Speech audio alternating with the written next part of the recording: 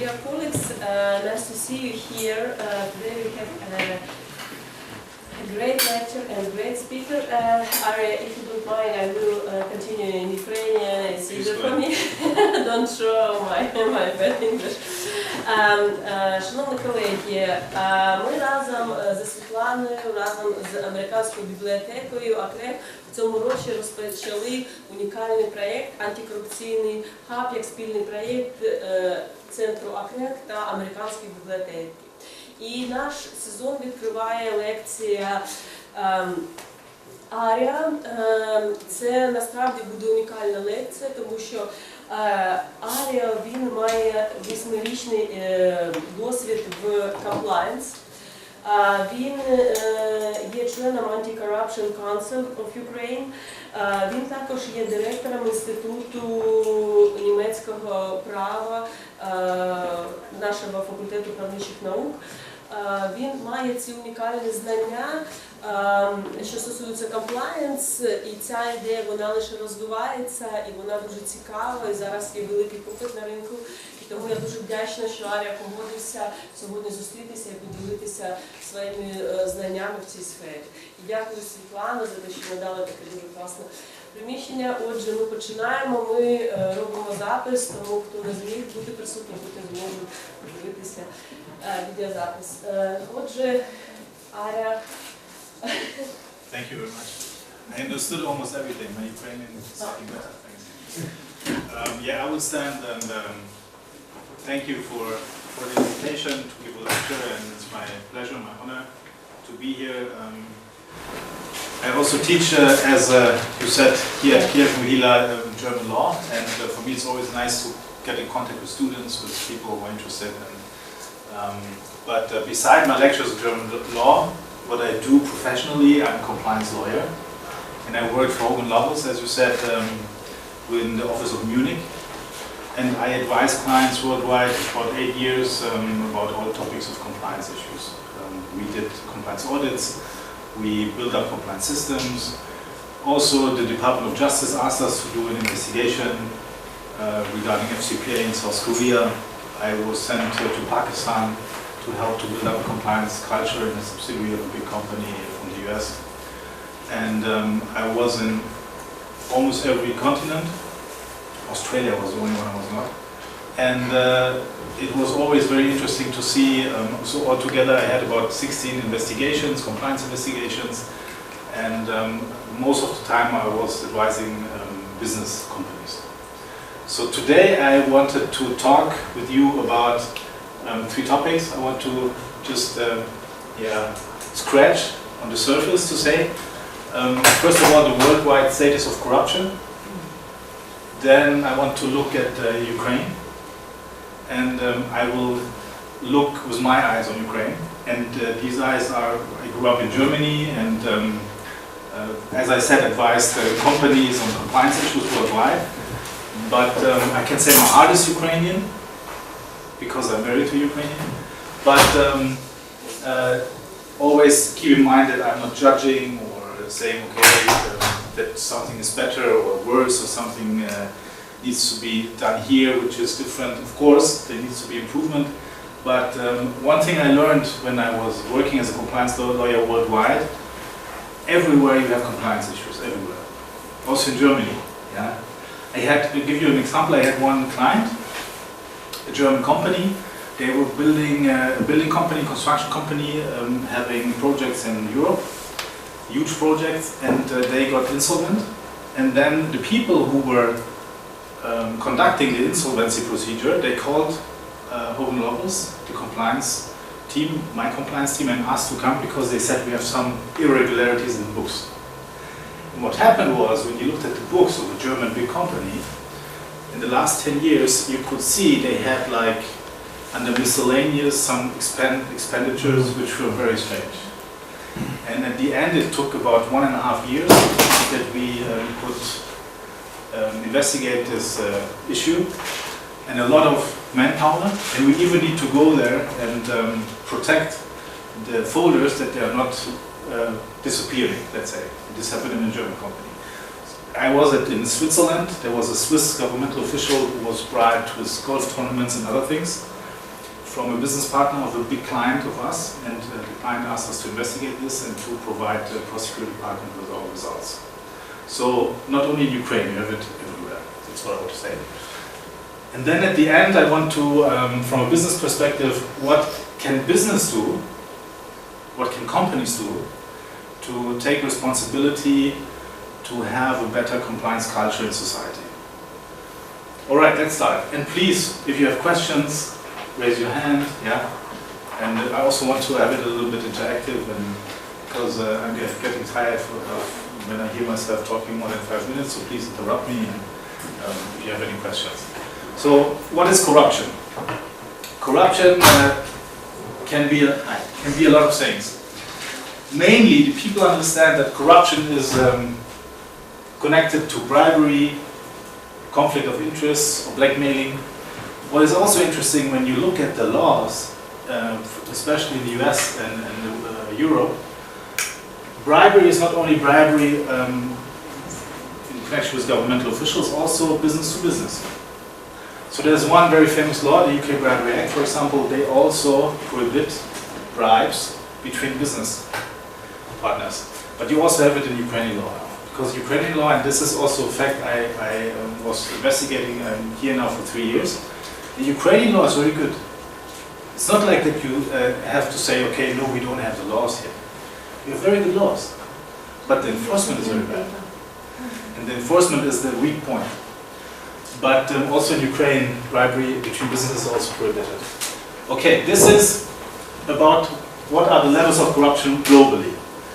This is a map of Transparency International, and it's a little bit small. You can see here, you can't see, but Ukraine is sharing the place number 131, which is not good, with countries like Russia, Kazakhstan, and Iran even.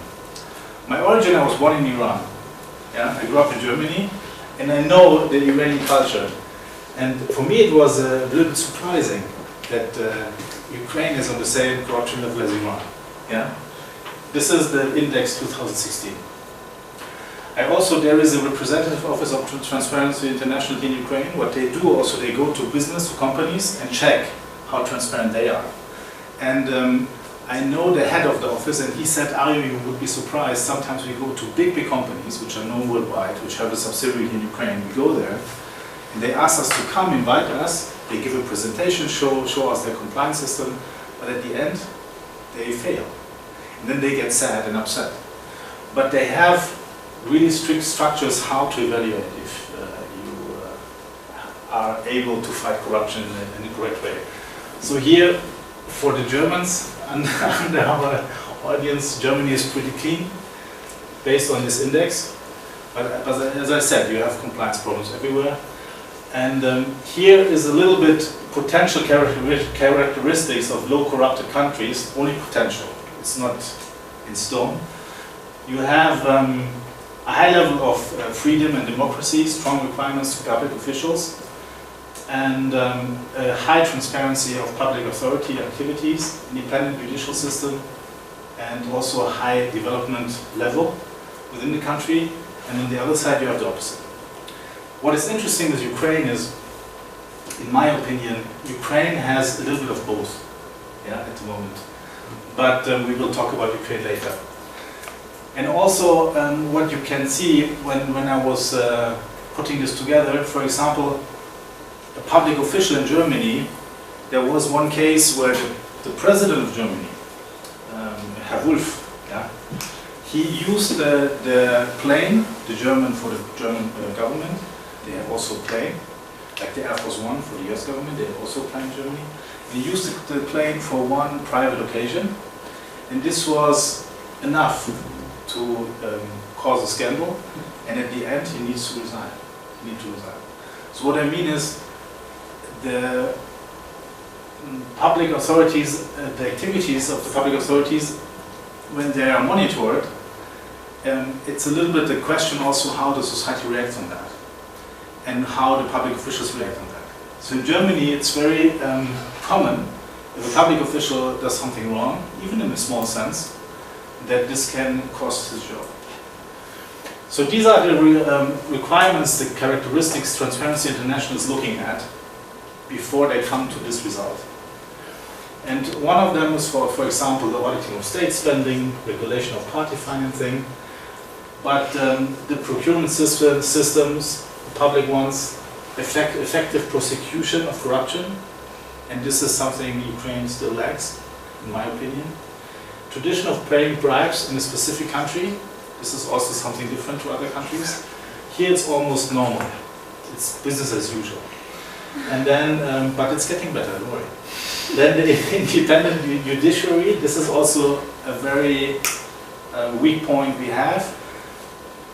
My company, Redcliffe Partners, we have one partner, his name is Rob Schanz. He is in Ukraine now for 16 years.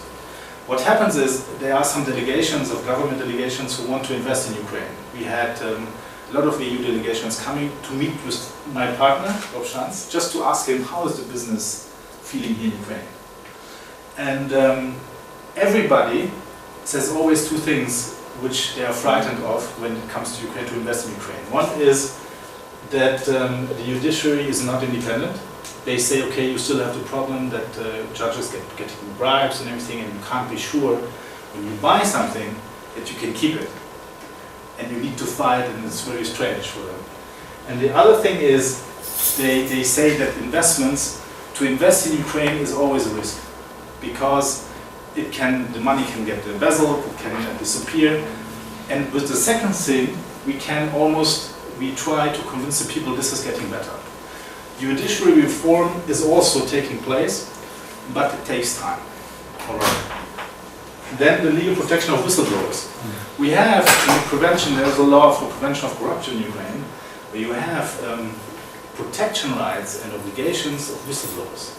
But they're only linked to whistleblowing of corruption connected with a public official. This is also one interesting point, we come to that later, where you see the steps being done in Ukraine to fight corruption. The main focus is on the public officials, on the politicians, which is okay.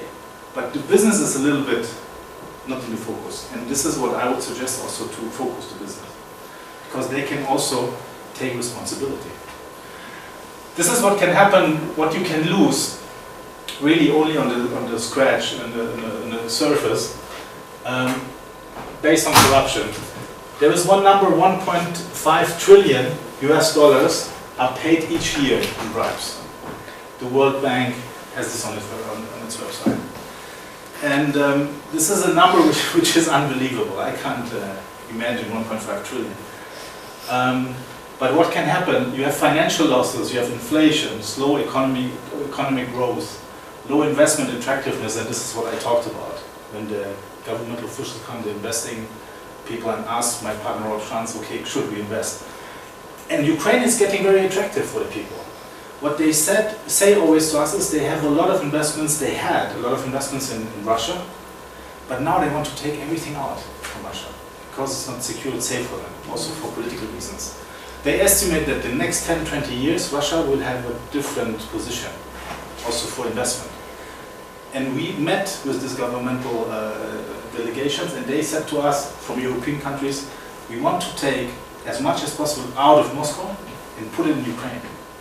But we have some suspicion. What do you think?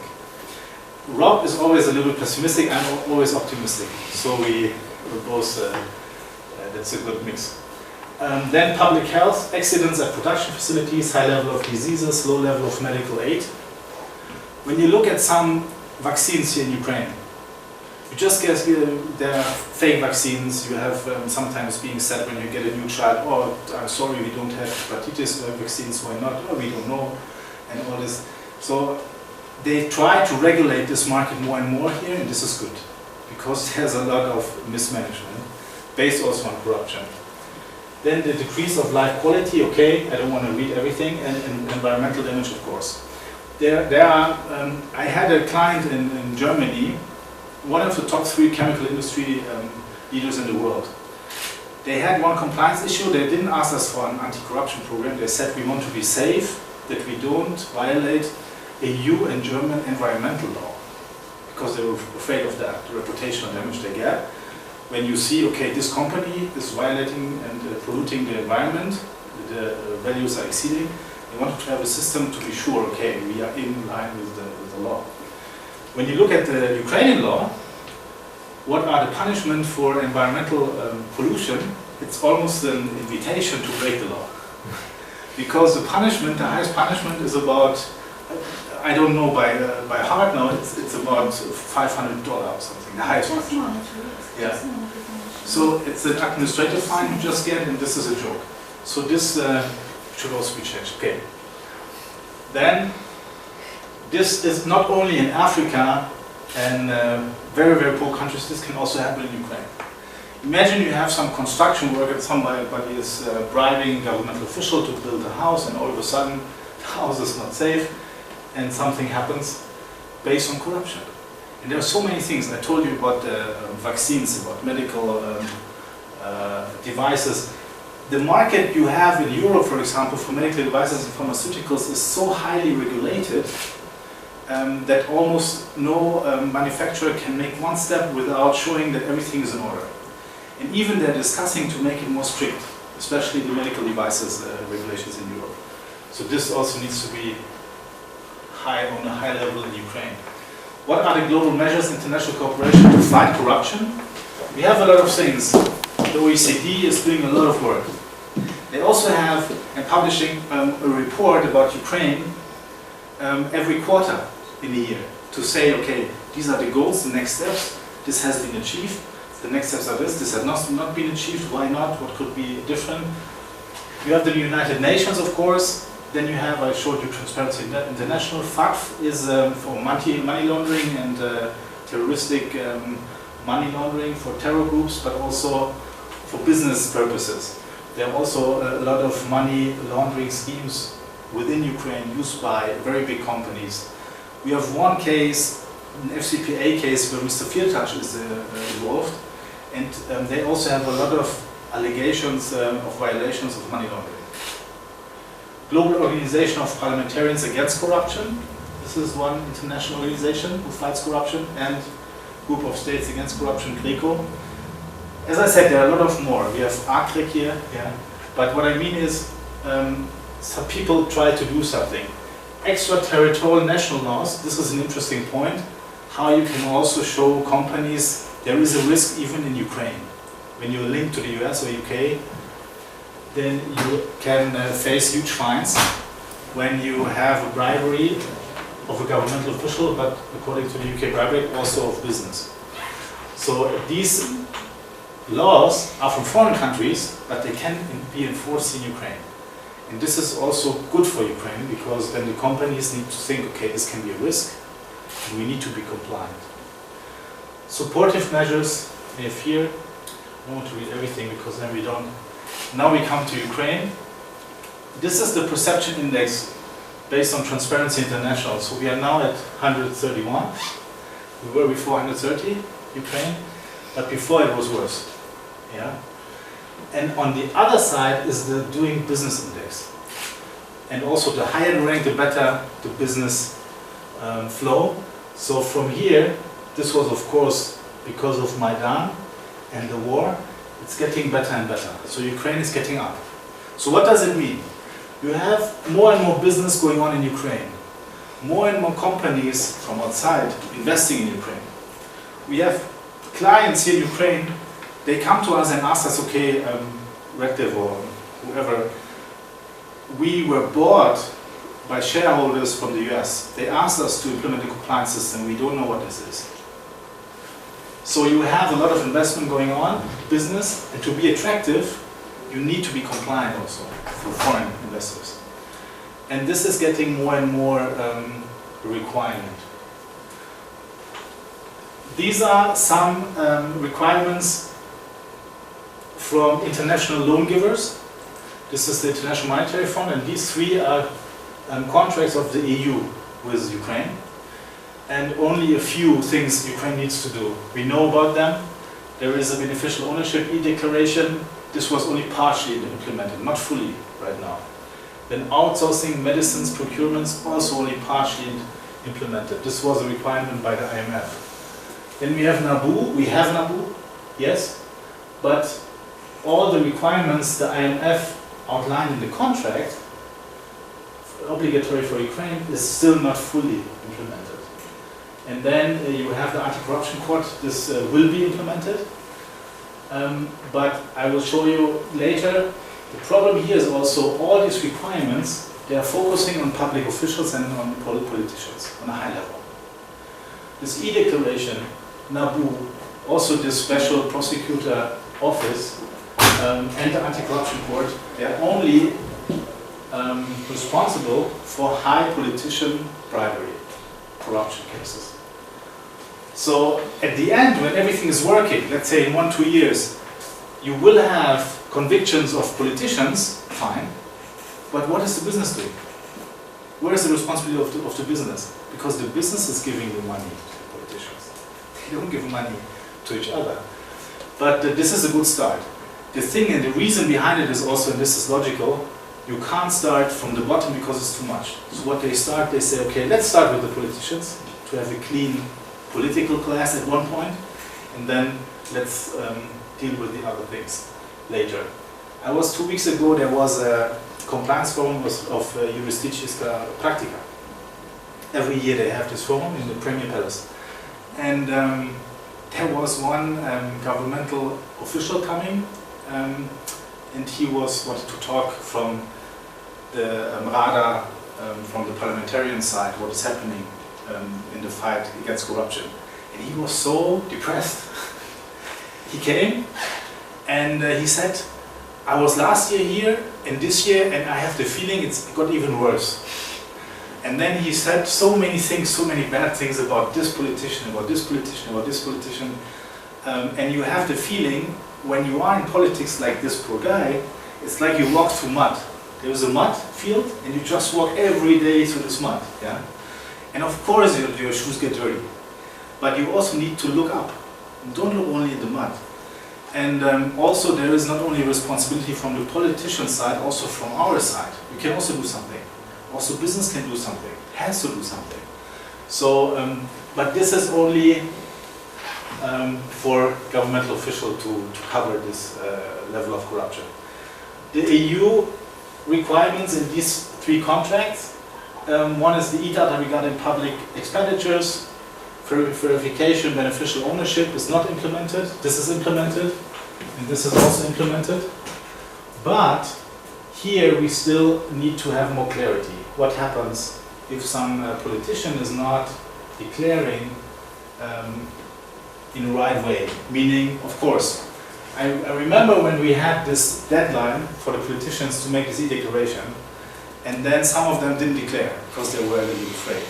Some of them declared, but in a way that you can see is totally ridiculous. Yeah. Sorry, you want to say something? No. Okay. A bit late. Yeah, please, feel free. And so the question is, what happens to them?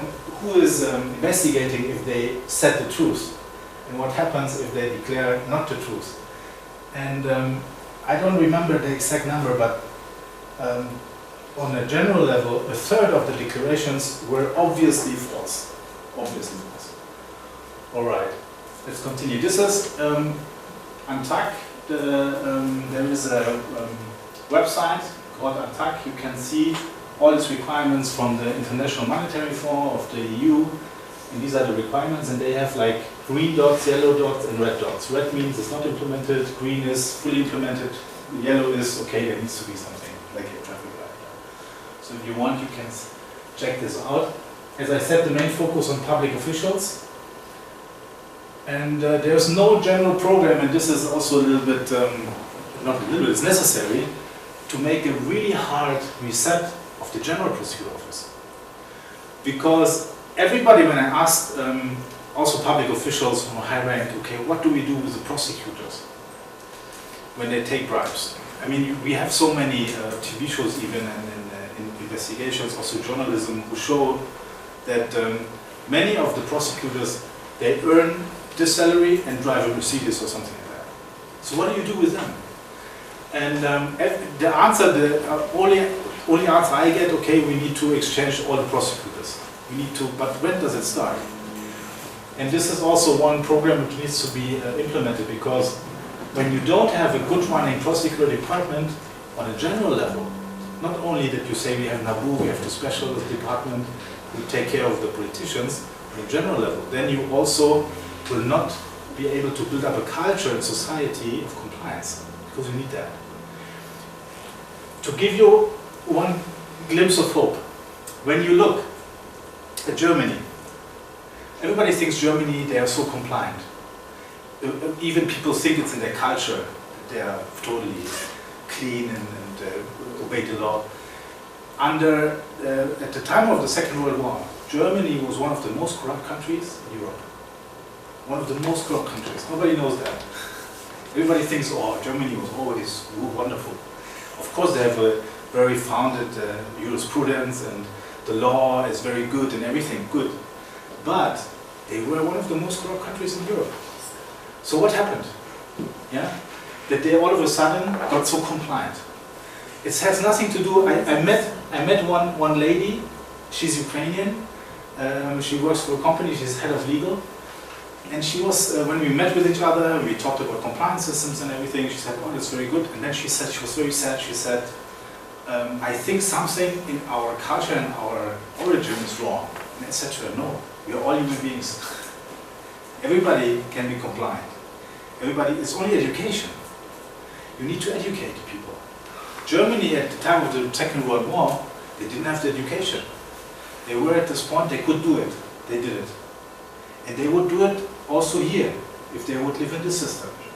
But you have to, the law enforcement needs to be on another level to change this culture. Then you have no convictions on a regular basis. The only thing I see is always, there are some cases based on political reasons where some people get convicted, but you don't have this. Okay, I was working as a prosecutor in Germany for 3 months because of my education as a lawyer for my second bar exam. You know how many cases one prosecutor in Germany needs to deal with? Up to 150. Sometimes they say even 200. One prosecutor, every month. So, you know how many convictions we have because of corruption in Germany?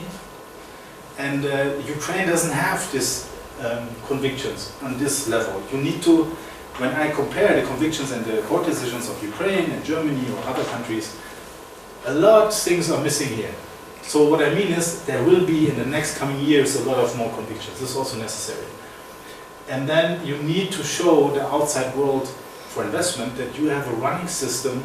We have to show we have a running system where every compliance violation is getting convicted. And not only after 10 years of investigation, or because he is of this political party which we don't like, or the president said he is not a good person because. So, yeah. What about monitoring and compliance system within the authorities? This is my question to the authorities always. What compliance system do you have within the authority? I met someone from the presidential office, and I said to him, what compliance steps, regulations do you have in your office? And he said, what do you mean? I said, yeah, when something is going on, who do you report to? He said, yeah, to my boss. I said, yeah, okay, but what is the structure? What are the steps? What is happening? Who you can turn to? Is there someone you can ask? Or something? He said, no. Of course. And what about the responsibility from business side? Yeah. What is happening in the business side now? The international connected companies, they get a little bit afraid of foreign law, far-reaching foreign law like FCPA, UK Bribery Act, but also the Ukrainian law is very good. And they know if we want to be competitive within the next 10, 20 years, we need to uplift our compliance system. Because when the enforcement starts to get stricter here in Ukraine, then they also will have a problem. But still, I think I would say the business can do much more. Yeah. Okay, to be a little bit faster. Negative impact for public authorities and private business. So what you have based on corruption in Ukraine, you have a loss of trust on international level and reputational level. Yeah. The people don't invest. They say no.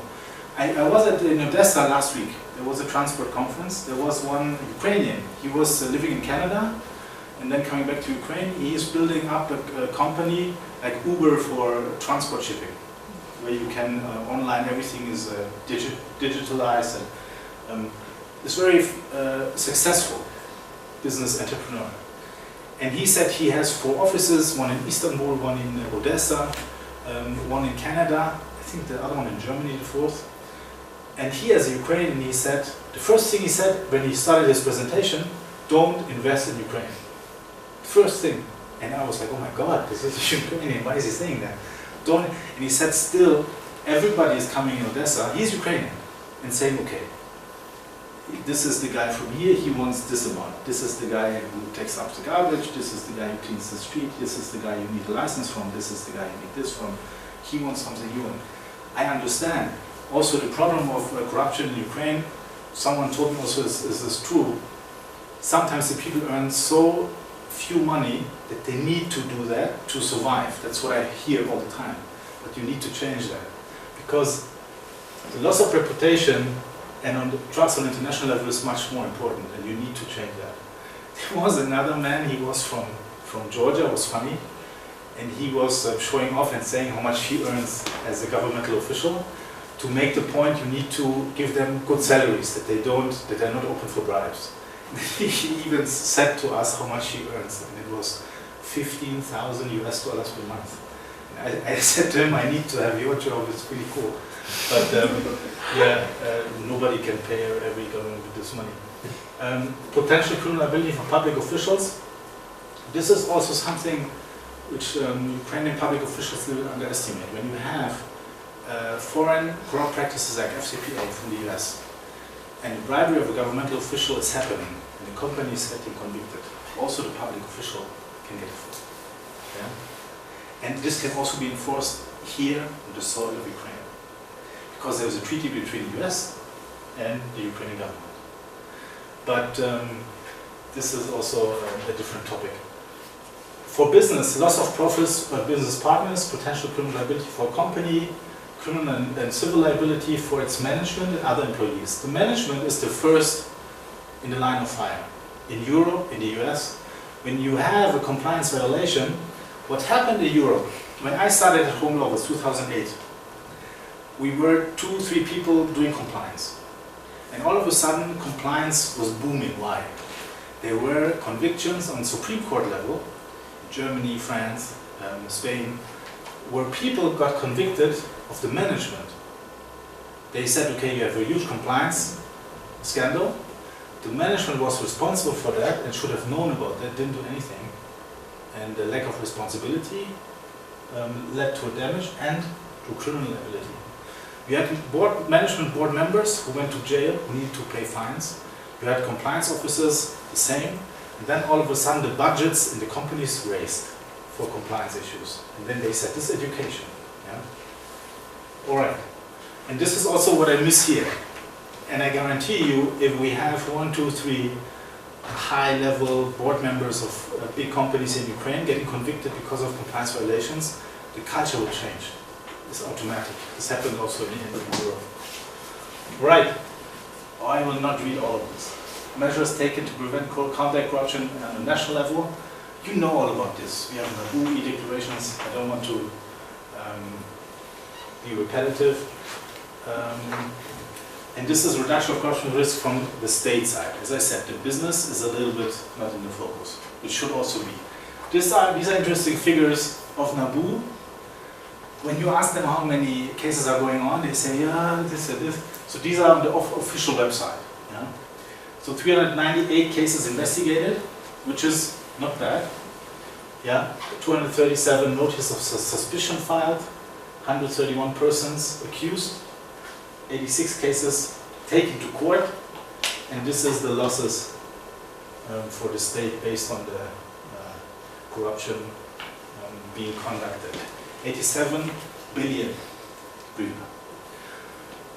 As I said, in Germany, and believe me, Germans are not more intelligent than Ukrainians, yeah? And there is nothing in their blood or culture which makes them more efficient or no. It's all education. A German prosecutor, 150 to 200 cases each month, is dealing with that. So you can, also what I hear always on panel, when the public officials said we are not trained to do that. You don't need to have such a big training to to investigate. You have the law, you need to interview the people, you make a structured approach, a system, an audit, and you go into it, and then you find where the weaknesses, what happened, and then you make a report. That's it. It's not such a big thing, yeah? But this can be higher. Okay, this was red. Still existing challenges. This is based on my experience I have when I meet with people from companies and I ask them what is happening, where is corruption. These are three categories: bribery requests of public officials. This is in private business bribery, and the compliance culture. Still, there is direct bribery requests from government officials on every level. On every level, the people come and say, okay, we are from this and this authority, we need to come to do an inspection. They come to the company side and then they say, okay, you can pay this fee, and we go. This is direct bribery. Yeah? The indirect thing is when authorities say there is something missing or something wrong in your books or whatever, and you would need to pay this fine, and then it's okay. This is indirect, but it's also bribery. And we have, all clients we have here in Ukraine tell me this is happening. Yeah? Also, and then they ask me what to do. Our advice is always fight, say no. We don't give you anything in a polite form. What happens, or what happened? They get angry, they say no, and then the fines get bigger. They go, okay, let's go to court. This can take 2 years. But after 2, 3, 4 years, when you do this strategy, which can be even more expensive than giving the bribe, they let you go. They say, this guy, this company is too complicated. I don't want to deal with that anymore. Because we need to wait 3, 4 years, then we have this, and we need to go to court, and everybody's asking, and this. Let's leave them alone. This is happening. So if this happens, my advice to business is always say no. Fight, go to court. Get a good lawyer, even if it's more expensive. At the end, it's cheaper, because you don't have to pay 10, 20 years, and so on. Yeah? And the risks are really high in some cases for the company. So it's not worth taking the risk just to give a governmental, just go to court. Reaction of the companies toward public officials, I told you about it. Many of them think, okay, if we pay, this is the way to do business here, and that's okay. No. If you say no, at the end, after 3, 4 years, they will let you go. This is what I see here. That is my experience. Reaction of companies towards business partners, and this is a point on the business level. This is not so easy, because there is still a lot bribes, kickback schemes, everything going on, and everybody wants his cut. Yeah? And this we have everywhere. I was in South Korea, I was in Switzerland, I told you Pakistan, okay? Even in the US we have that. But the way they disguise it is different. Here it's very open. People come and say, okay, I want this is my money, this is this. Okay, this is the amount, we put this in the contract, you give me this flag and you get this, okay. The first thing what was interesting for me when I started living here is to give my monthly rent for the apartment in an envelope. It's totally insane for me as a German, you know, because I never did this, to pay cash my money for rent. It's a small thing, and you see it everywhere. So, on the business side, on the private sector side, the culture is not strong and it's normal, and it would be strange if you wouldn't, let's say, pay a bribe or have a corruptive scheme or anything like this. Yeah. So this is a thing you can only change, in my view, when you have good running prosecutor department enforcement power on a private level. Because what I showed you before, all the requirements from the IMF, from the EU, always politicians, we go from there and we check them on this. Okay, what about the private level? And this is something we also need to build up ourselves. Okay, then you have the legislative element, law changes. We have very good laws here in Ukraine. When I looked at the law for prevention of corruption, of course sometimes the law are a little bit confusing or contradictory. This is, by far, I can agree with that. But when you look at the anti-corruption laws, they are better than in Germany. I'm a German lawyer, I know that. Yeah? So what's wrong? Enforcement.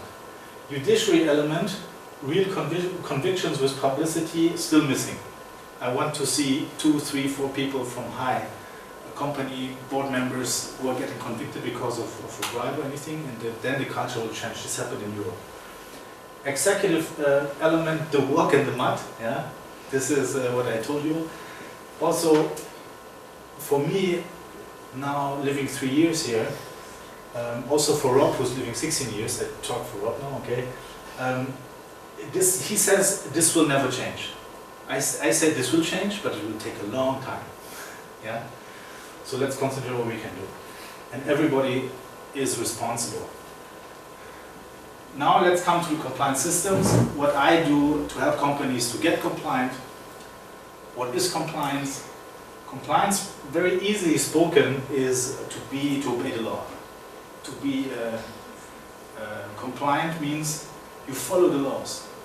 The internal laws and, of course, the external laws, meaning in the company and outside. You fulfill all the obligations you have by law. And why? Because you have so many, when you do business, there are so many laws you need to obey. And this is also what I mean, in Europe is different than Ukraine. Environmental laws, as I said, it's like an invitation to break the law, which will hopefully change. In Europe, and in the US especially, you don't have that.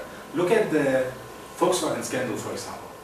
Look what the US authorities can do with one big company just because they have cheating devices. It's not just because it's a big violation and also fraud to the customer, but everybody is doing that. Everybody. After Volkswagen was on the scale of the environmental authority in the US, the Californian especially authority, every car manufacturer got scared, and they knew they would also check that. At Hogan Lovells, we had about 8 car manufacturers asking us to help them, just to know what's going on. Also in Germany, they were starting to investigate, but the German authorities were a little bit reluctant because they didn't want to hurt the German automotive industry, because it's very powerful. But then they got a problem with the journalists and the public institution, the people. And that's why they now need to show everything, and it's very bad. The investigations show that almost every car has these cheating devices. Yeah? And you have a lot of regulations. You need, as a business, to fulfill all the regulations. Otherwise, you can't do business on a global level. But also, there is a different thing which is very interesting. 2006, there were scientists who were assessing the influence of being compliant to success of business. And the study came to the result, these companies who are compliant are more successful. Not only long-term, also mid-term. And they showed it on special cases and companies. You can read it, I can send you the link. It's from 2006. It's not recently, it's a long time ago in the US. And they showed in the Harvard journal, scientific journal, that compliant companies having a good compliance culture are more successful. These are areas of business compliance. Anti-corruption we know, but there are also other areas. This is also a phenomenon I see in Ukraine when I talk to companies and they say, okay, make an anti-corruption policy, it's okay. I say, no, there are also other fields of compliance. Yeah? Data protection, for example. We now have a lot of clients in this field, IT companies, who are processing personal data of EU citizens or using cloud systems where the server is located in Ireland in the EU, and they are in the scope of the General Data Protection Regulation, which is getting into force in May 2018. And this regulation has very high penalties, 10 million to 20 million, up to 20 million, or 4% of the worldwide turnover. And this can be huge. And the IT companies are getting addressed from their customers from Europe and the US, being asked, are you GDPR compliant with this regulation? And that's why they think about that now, here in Ukraine. HR and employment, anti-money laundering, competition, antitrust is also a big issue always. Also in Ukraine, what we see that the anti-monopoly authority, they start to investigate and to put fines like the European authorities, not in this level, but they start also to base their decisions on European decisions. Yeah? So this will also be more and more relevant in the next years. Health, safety and environment, I talked about it, but this is something we will have in Ukraine later on. Yeah? Okay, this I will not read everything. Development of compliance in Ukraine. Yeah, problems of implementing compliance is probably, yeah, this is what I said, successful activity for long-term perspective. These are the advantages of implementing a compliance system. Customers, also the employees.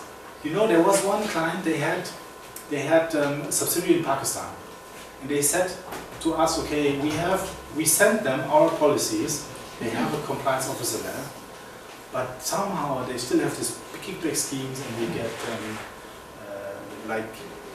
applications to the Department of Justice in the US saying there are violations and please investigate, because the whistleblower from the Department of Justice, if something comes up and they get convicted, he gets 10%. So if a company is getting convicted, let's say to pay 10 million, the whistleblower is getting 1 million. Yeah? So it's not bad. So sometimes people, also competitors, just try to say at some point, okay, they are doing something wrong, please go investigate, and they have to, at one point when they have an indication that something went wrong. So this happened in Pakistan, and then they said, please go and check. What happened there, they had the best policies you can buy for money. They had a compliance officer, yes. But they didn't have a culture. They didn't have a monitoring system where the people were looking, okay, no one was checking, do they really fulfill all what is outlined in the policies. Also, no one was talking to them. When we talked to the people that increased, they said, okay, you Hogan Lovells guys, funny that you come, but listen, here in Pakistan, we can do business only with bribing. There's no business possible without bribes. What happened after 2 years, when everything was over, the people got compliant, and they were proud to work for a company in Pakistan which is doing business clean. So you get also a different feeling of your employees. They are getting even more, they're working better. At the end, they feel better to work for the company because they have a better feeling. And you could see that. And at the end, everybody said, this is so easy, why didn't we do that before? But it needed time. This is what I mean with education. Because when somebody tells me, okay, in Ukraine it's not possible, I don't believe it. I saw it in other countries it's possible. We need to educate people. Right. Problems by implementing, unfamiliarity, okay, absence of motivation, lack of law enforcement, we talked about it, absence of practice of compliance in Ukraine, formal adoption, and usual public officials. Yeah. One thing also, you have the laws, what Ukrainian lawmakers are doing, sometimes they copy the law from Europe. Yeah? Copy paste, check. Data protection law, the new one in Ukraine is the old directive of the EU from 1997 for. So, but they don't know how to enforce it. They don't know what it means.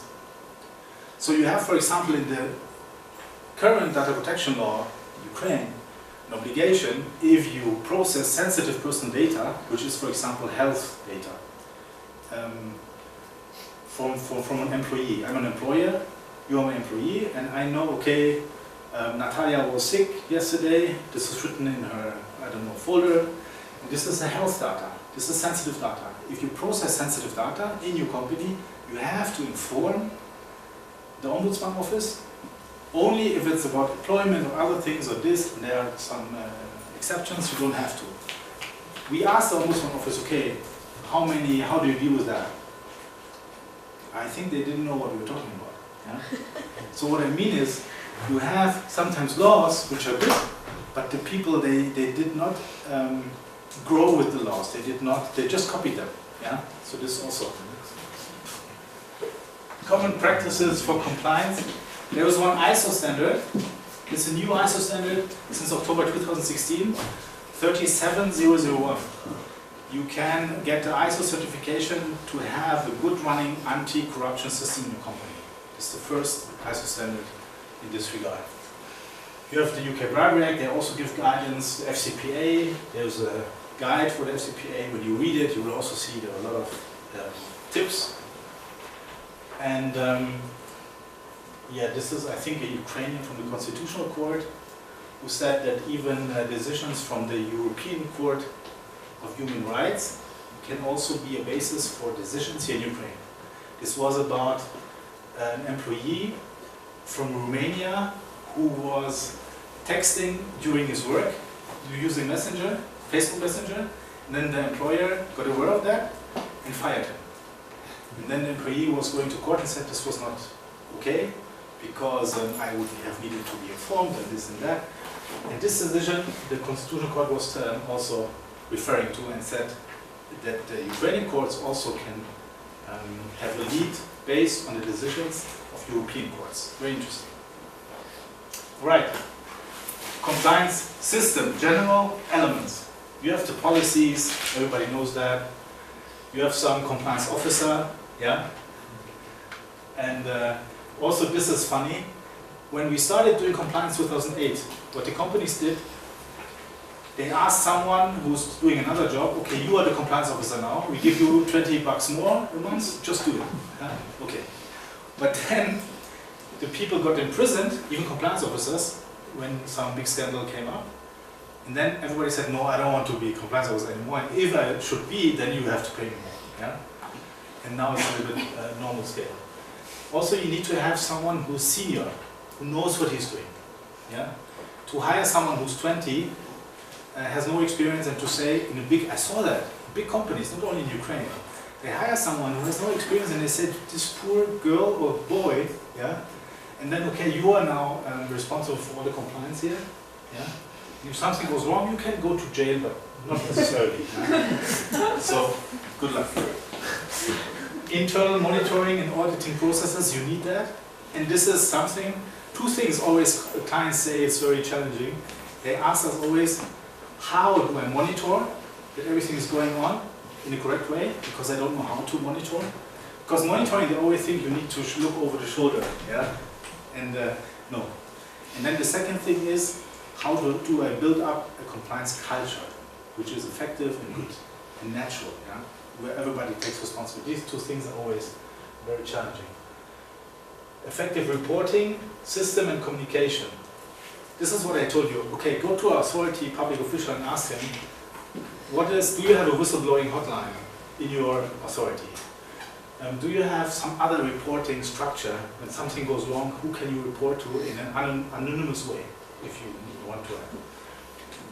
Trainings, of course, and the detection and reaction system. This is a good compliance system. You also don't need to have super duper high procedures. It depends on the company size, it depends on the levels of risks you have, but it needs to be very effective. And one big point is that it mustn't interfere too much with business, because then it's not attractive for business. And we did this for a very, very big company. They were they are doing still, they're still existing in Europe, medical devices, especially for babies and small children. And they have everywhere subsidiaries in the world, and we did this for them. We have one code of conduct, which is summarizing every policy they have and how to deal with it. And then they have different policies for different areas. And then they have even processes, guidelines, how to deal with the policies, to be a little bit flexible. But this, as I said, only for very big companies. This is from the United States Sentencing Commission, meaning when you do something wrong, what is the penalty? Yeah? And they describe an effective compliance system and ethics program that an organization shall exercise due diligence to prevent and detect criminal conduct. What does it mean? How do you monitor? How do you investigate? This is an art which everybody is underestimating. The investigation of misconduct. Also, you can investigate just small things to show the employees this is something normal. We just look if everything is going on. Yeah. Otherwise, promote an organizational culture that encourages ethical conduct and a commitment to compliance with the law. Yeah. So this is in the law in the US. So here you can see they have a very high standard. The US is a role model in this regard. But when you look at the transparency international index, they are not yellow. They are a little bit orangey yellow. So you can see even when you have a high class law, culture, level of understanding, there can still be compliance problems. This is my last, no, not my last, almost last. The minimum requirements of effective program, appropriate risk assessment, and so on. There's one thing I want to stress. This one. High level involvement, tone from the top. If you don't have in the company and in the authority, on the public sector side, on the private sector side, not someone on a high level who shows publicly, for everyone could see it, every employee, every public official working under his command, everybody, so I can see, okay, this guy or girl or woman or whoever is really committed to compliance, and also stressing the importance of it in a way that you really believe it. This is the tone from the top. When you don't have it, forget it. I met people in Ukraine, companies, board members. I said to them, okay guys, nice system, good, tone from the top. They said, yeah, what do you mean? I said, okay, you need to show your employees that you are a role model. Yeah, how do I show that? Yeah, make a statement. Okay, I can make a statement. Let's make a training on board level. Why should we do a training on board level? That you know what is compliance, what is needed. So they are also reluctant. They don't see their role as a role model. Yeah, you need to have that. Without that, you can do everything. It will just disappear and fade away. All right. What can all of us do? Just say no to corruption. Yeah. So, as I said, from a company side, if someone comes and say no, we go to court. No matter what you say, we go to court. Fine. And fight for it and show them it's not easy to get the money, even if it's a small amount, even if you pay more, long term. And also for us, I mean, there are so small things we have in the society where you can also take your own responsibility and say, okay, no, I'm now compliant with the law. Small things, really small things. For me, I tell you another thing. I told you my heart is Ukrainian. Don't get offended. When I was first time here, visited my wife, I was going into the supermarket and I was shocked that the people cut the line. I was like, what is this? I was not used to it. In Germany, the people don't cut, they also cut lines. They're not holy people there, yeah, okay. But they're not doing this like, this is a normal thing to do. Everybody cuts the line, yeah? Okay, this is a small thing. But you can to yourself say, okay, no, this is not justified. Everybody has his right. Okay, yeah? So, just say no. This is funny. Too busy to give us an explanation in writing? No problem, we have camera. What you can do, there are two questions. When you are confronted with a governmental official, I got my post-vita here, we got a marriage certificate here without bribing. Yeah. And two questions are always very helpful. When it's a little bit stuck and the people want to bribe, you can ask, what is your name?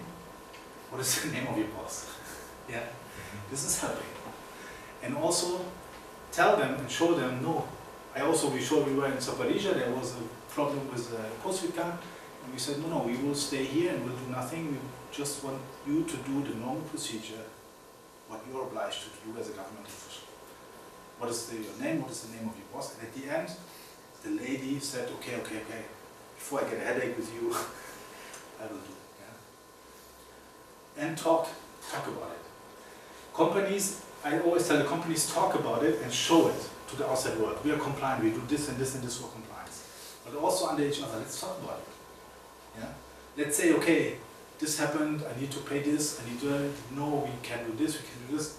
I visited a friend in Irpin. Irpin is a small city near Kyiv.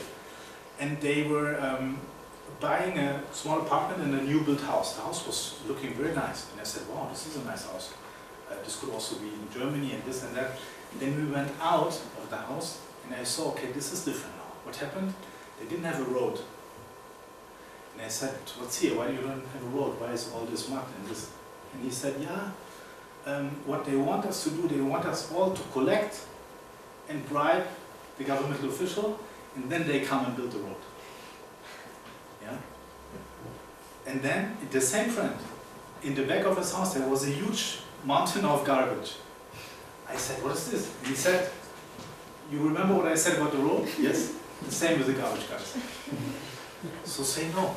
No, okay. All right, that's it. Thank you for your attention, and please, if you have any questions. Yes, please. My question is a bit primitive, yes, I lost it. So how is the corruption perception index calculated, and what factors are taken into account? Yeah, I have this list here. Right, so wait a second. This is what they. Sorry. These are the main things they assess. This Transparency International.